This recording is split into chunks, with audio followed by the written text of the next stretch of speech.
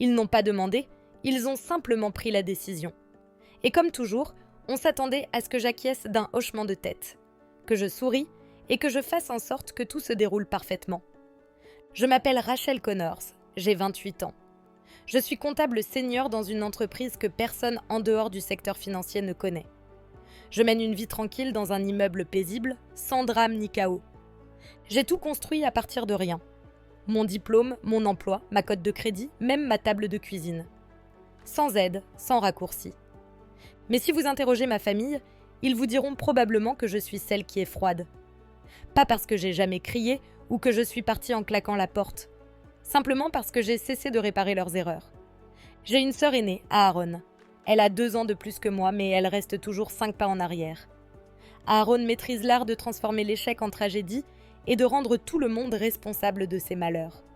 Encore un emploi perdu, le patron était toxique. Encore une expulsion, les colocataires étaient jalouses. Encore une facture impayée, elle fait pourtant de son mieux. Et mes parents, Carole et Franck, ne remettent jamais rien en question, mais ils se tournent vers moi pour corriger ses erreurs. Tu es stable, Rachel. Tu as de la chance. Tu peux aider. Cette phrase m'a poursuivie pendant des années. Aider pour le paiement de la voiture, aider pour le loyer, aider pour la caution. Toujours aider. Et quand je disais non, les rares fois où je résistais, ils agissaient comme si c'était moi qui brisais les liens familiaux. J'ai appris très tôt que ma valeur ne résidait pas dans le fait d'être aimée, mais dans celui d'être utile. Mais l'utilité a ses limites, et ils étaient sur le point de découvrir les miennes. Le dîner du dimanche suivait un rituel immuable dans notre maison. Même plat, même table, même courant sous-jacent de tension masquée sous les bonnes manières. Ce soir-là, quelque chose paraissait différent. Maman m'a accueillie à la porte avec un sourire trop large pour être sincère. « Tu as l'air si maigre, ma chérie. Est-ce que tu manges suffisamment ?» Papa n'a pas dit grand-chose, juste un hochement de tête et un « salut ma puce » distrait. Aaron était déjà à table, faisant défiler son téléphone, évitant mon regard comme une adolescente convoquée dans le bureau du directeur. Je connaissais les signes.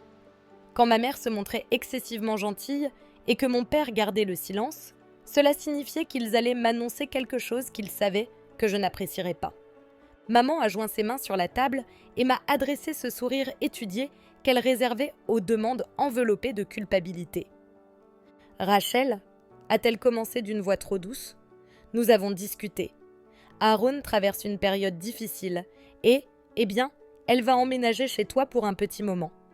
Comme ça, sans question, sans discussion. Elle l'a annoncé comme si elle m'offrait des cookies, comme s'il était évident que j'allais accepter. J'ai senti la pièce se figer. Ils attendaient que je résiste. Attendaient cette opposition qu'ils pourraient qualifier d'égoïste. J'ai regardé Aaron. Elle a levé les yeux rapidement puis les a détournés.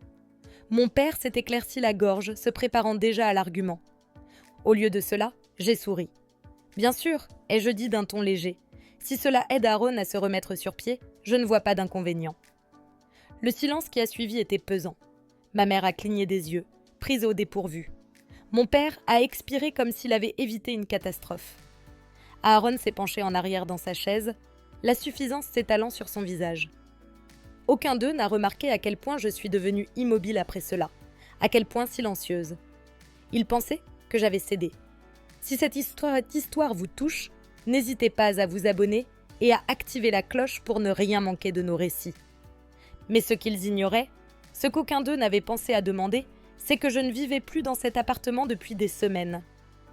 Et je n'avais aucune intention de laisser Aaron ou n'importe lequel d'entre eux emménager dans un endroit qui n'existait plus.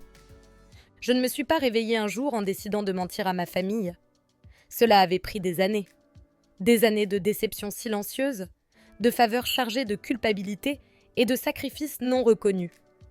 De réaliser que dans ma famille, la survie venait avec des conditions et qu'être la plus forte signifiait simplement être la plus pratique à exploiter. Quand j'avais 21 ans, la voiture d'Haroun avait été saisie. Elle avait appelé en sanglotant, prétendant qu'elle ne pouvait pas se rendre à son nouveau travail. Elle affirmait que celui-ci était différent, qu'elle avait juste besoin d'un peu d'aide pour commencer. Mon crédit était impeccable. Co-signer semblait être une petite chose. Elle a cessé de se présenter à ce travail 3 semaines plus tard. Devinez qui a subi les conséquences sur sa cote de crédit. À 23 ans, maman m'avait appelé en pleurant parce que l'hypothèque était en retard. Papa avait été licencié, Aaron avait redéménagé chez eux. J'ai viré 2000 $ le lendemain matin.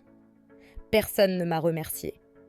À Noël, maman m'avait offert une tasse marquée « Meilleure fille du monde » et j'avais failli éclater de rire. À 25 ans, Aaron avait eu une conduite en état d'ivresse. La première que nous connaissions du moins. Papa m'avait demandé de garder cela secret, affirmant que cela détruirait la réputation de la famille. J'ai payé l'avocat. Aaron n'a jamais dit un mot. 1 an plus tard, quand elle s'est fait arrêter à nouveau et que j'ai refusé d'aider, maman m'a traité de froide. « Tu n'as jamais compris ce que signifie s'inquiéter pour quelqu'un qu'on aime », avait-elle dit. « La vie d'Aaron est plus difficile que la tienne. » C'est à ce moment-là que j'ai su, pas soupçonné mais su, qu'il ne me voyait pas. Il voyait une fonction, un robinet qu'il pouvait ouvrir quand quelque chose se brisait, un portefeuille qui souriait. J'ai commencé à me retirer, déclinant poliment, changeant de sujet, disant « j'y réfléchirai » au lieu de « oui ». Ils l'ont remarqué et cela ne leur a pas plu. Une nuit, je me suis retrouvée assise seule dans mon appartement, le condo que j'avais acheté sans aide, décoré avec des ventes de liquidation, payé mois après mois grâce à des chiffres, des feuilles de calcul et une diligence silencieuse. J'ai fixé la porte d'entrée et j'ai réalisé que je ne m'y sentais plus en sécurité, parce que ce n'était pas vraiment le mien.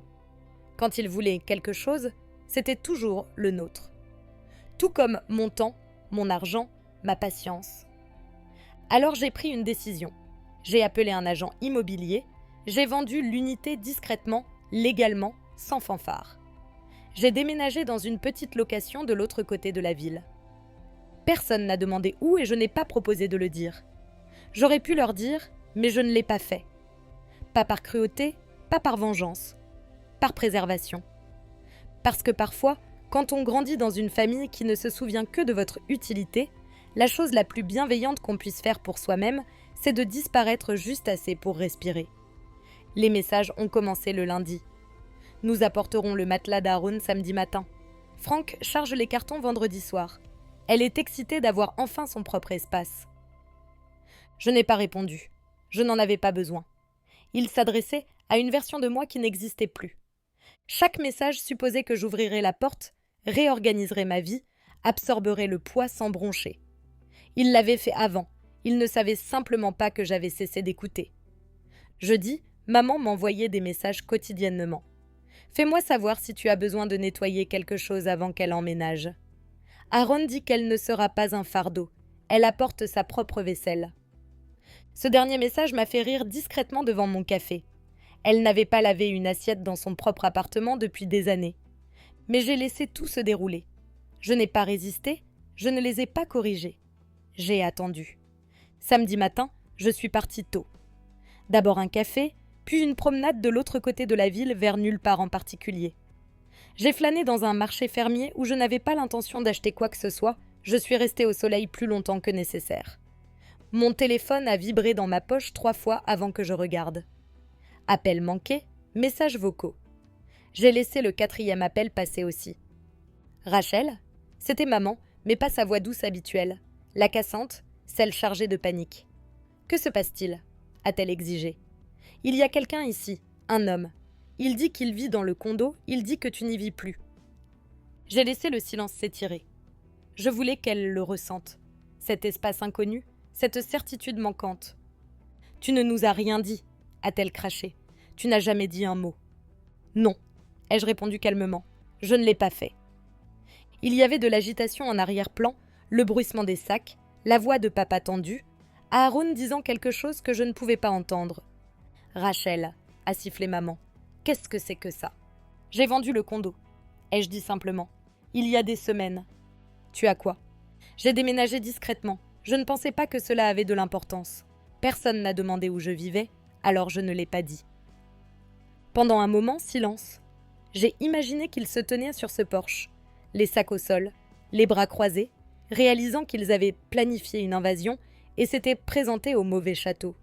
Puis la voix de papa qui tranchait. « Tu nous as menti. Tu as dit qu'elle pouvait emménager. » Ah, Danama. J'ai dit Si cela aide Aaron, je ne vois pas d'inconvénient. Je n'ai pas précisé où. Une autre pause, une inspiration nette de maman. Et d'Aaron, finalement. Alors quoi? On est censé trouver une solution maintenant. Elle avait l'air jeune quand elle l'a dit. Pas en colère, juste perdue. Et pendant le plus bref des instants, j'ai failli répondre. Mais je ne l'ai pas fait.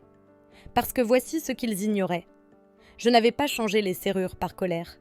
Je n'avais pas vendu le condo pour prouver quoi que ce soit. Je l'avais fait parce que j'étais fatiguée de vivre dans un espace qui ne m'appartenait jamais vraiment. Je l'avais fait parce que je méritais de rentrer chez moi sans me préparer à l'impact.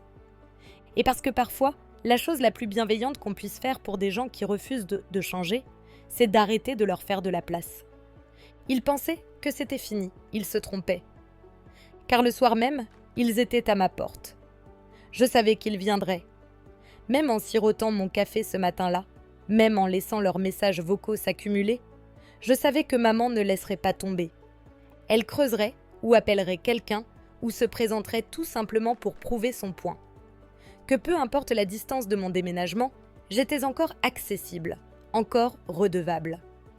Au coucher du soleil, les coups sont arrivés. 3 coups rapides, secs, le genre qu'on entend quand quelqu'un essaie de rester poli mais tient à peine le coup. J'ai regardé par le Judas. Carole, Franck, Aaron et un coffre plein de boîtes garées sur le trottoir comme si c'était le jour du déménagement. J'ai entrouvert la porte. « Vous m'avez trouvé », ai-je dit d'un ton neutre. Maman avait l'air éprouvée, son rouge à lèvres fané et ses cheveux repoussés comme si elle y avait passé les mains trop de fois. « Nous avons essayé d'appeler », a-t-elle dit, la voix tendue. « Nous ne pensions pas que tu serais ici. »« C'est mon appartement », ai-je dit. « Mais tu as dit » La voix de papa montait maintenant. « Tu as dit qu'elle pouvait emménager. Maintenant, nous voilà, avec toutes ces affaires, et tu agis comme si nous étions des étrangers. » Je n'ai pas bougé. Je n'ai pas élevé la voix. Je n'ai jamais dit qu'elle pouvait emménager ici. J'ai dit, si cela aide Aaron, je ne vois pas d'inconvénient.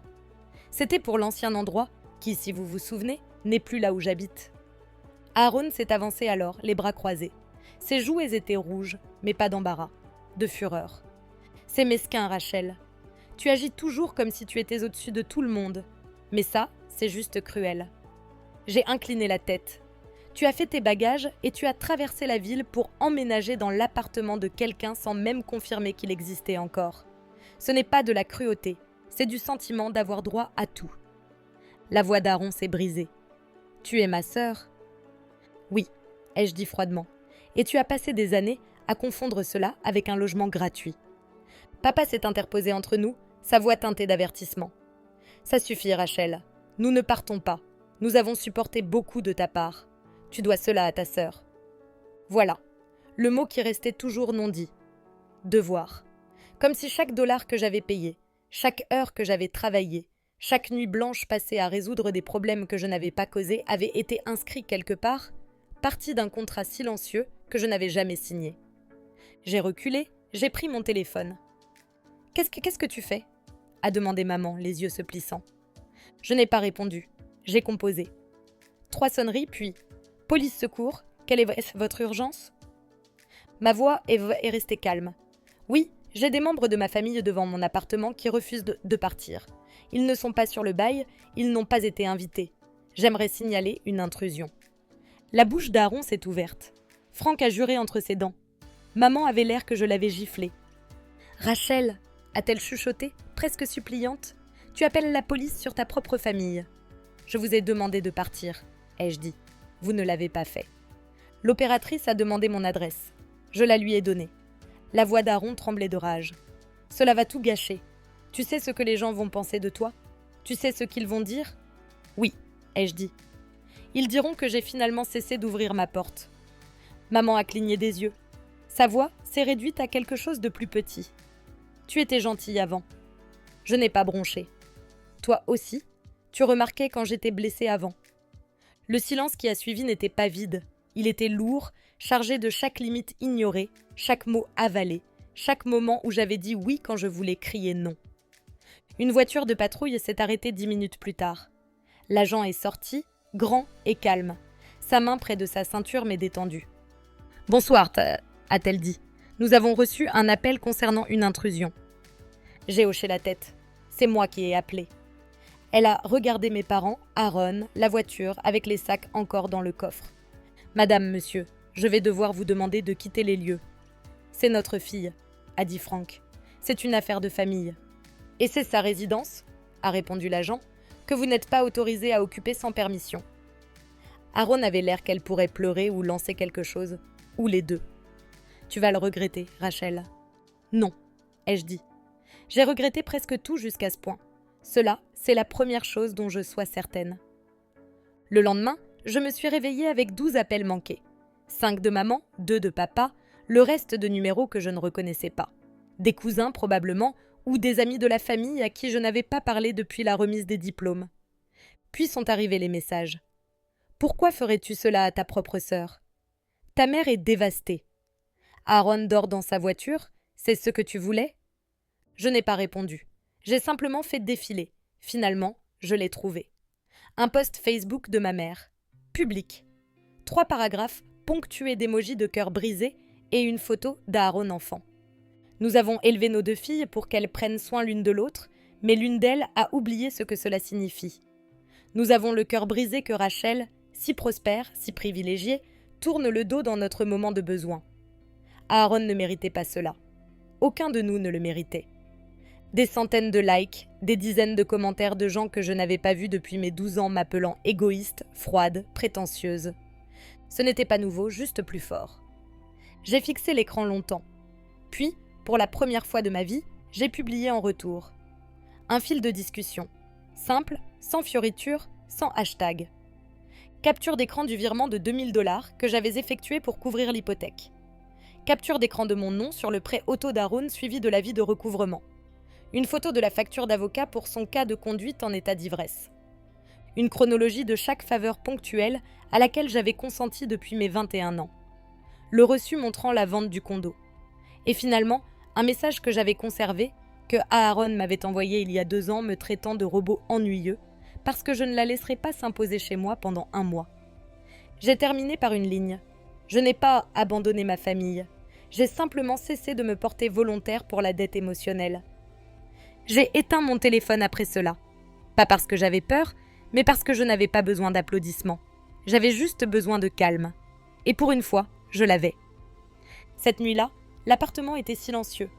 Pas de bruit du couloir, pas de téléphone qui vibre. Juste le bourdonnement discret du frigo et le craquement occasionnel des vieilles canalisations qui bougent dans les murs. J'ai préparé du thé, camomille. Ce n'était pas pour dormir, je n'avais plus besoin d'aide pour dormir.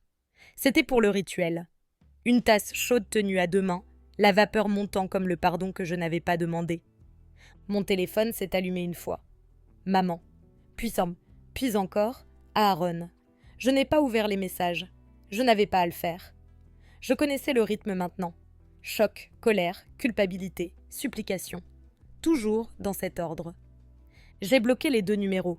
Pas par cruauté, pas par orgueil, mais parce que toutes les portes ne méritent pas qu'on frappe dessus éternellement.